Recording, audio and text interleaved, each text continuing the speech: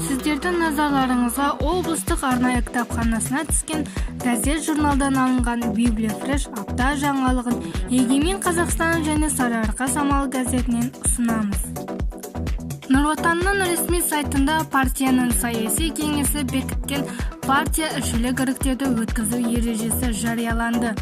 Бұған дейін Нұр Отан партиясының лидері Нұрсұлтан Назарбаев 2020 жылдың 17 тамызы мен 3 қазаны аралығында праймериз өткізу туралы қаулыға қол қойған болатын. Бұл туралы партияның баспасөз қызметі хабарлады.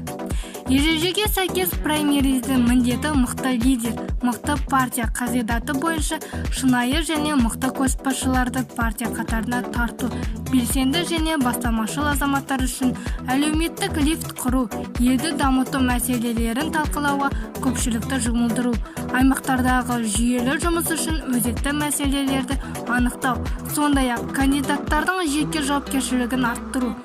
Партияның құндылықтарын ұсынатын жеке сайлау құқығы бар кез келген қазақстандық үміткер бола алады. Егер кандидат партия мүшесі болмаса, ол праймеризге қатысушыларды тіркеу мерзімі аяқталғанға дейін партия қатарына қосыла алады.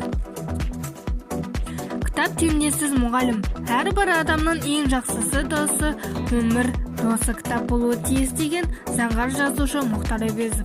Бұл сөз бұдан ондаған жыл бұрын айтылса да әлі күнге дейін құндылығын жоя қойған жоқ. Кітап оқуды менсінбейтіндер бар, олар қателеседі.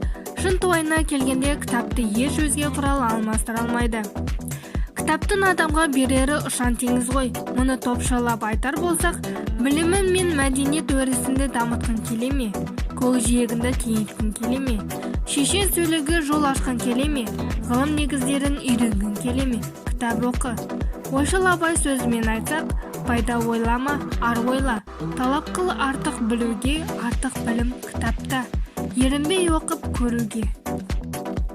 Тұрақты тілдік ахуал қалыптасты. Өткен жылы тілдерді қолдану мен дамытудың 2011-2019 жылдарға арналған мемлекеттік бағдарламасы өз мәресіне жеткені мәлім. Бұл бағытта Ақтөбе аймағында да сан қырлы жүйелі жұмыстар жүргізілді. Соған сәйкес қазіргі күні өңірде тұрақты тілдік ахуал қалыптасып отыр. Жүргізілген зерттеулер қорытындысы бойынша облыстағы мемлекеттік тілді әртүрлі деңгейде меңгерген ересек тұрғындар үлесі 94%-ға жетіп, бағдарлама қабылданған 2011 жылмен салыстырғанда 13%-ға өсті. Бұл облыс тұрғындарының жылдан жылға тілдік біліктерінің артуының дәлелі. Библия Фреш апта жаңалықтары өз мәресіне жетті. Келесіде қызықты жаңалықтарды күтіңіздер.